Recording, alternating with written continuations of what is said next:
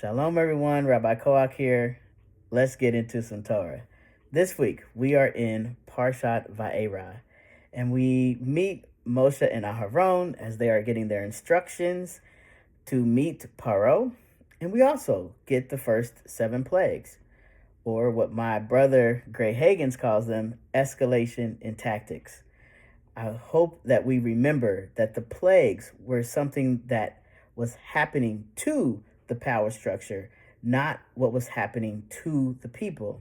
And so as we move towards Pesach in the spring, and we are around our Seder tables or at the cookout here in DC with Kehilat Sankofa on April 5th, we will be generating the ideas of how we are going to be making plague upon the system of oppression, not what is plaguing us.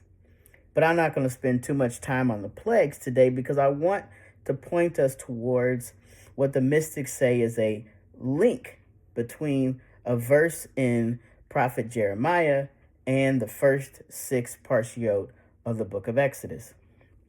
What they say is that we can go to chapter 3, verse 22, and we see the verse beginning with Shuvu banim shovavim. Turn or return to your best selves, you rebellious ones. Now, you might say, what is this rebellion they're talking about? It's not the rebellion that's happening in the streets, both here and abroad, against repressive regimes or dictators or would-be dictators. This is the rebellion that we are doing against ourselves and each other when we don't participate in Shuva. Now they link the word Shovavim to the first 6 parshiot.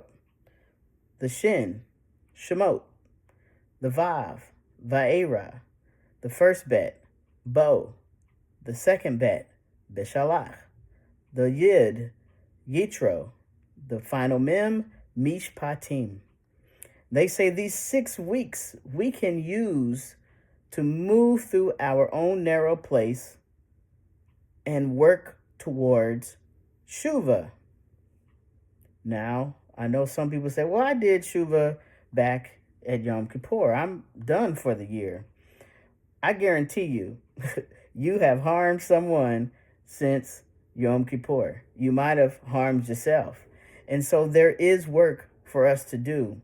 And I know oftentimes, especially in times of kind of major disruptions in our society and our world, it's much easier to focus on the violence and harm that is happening outside. But let me tell you, oftentimes we are replicating that violence in our own homes and communities.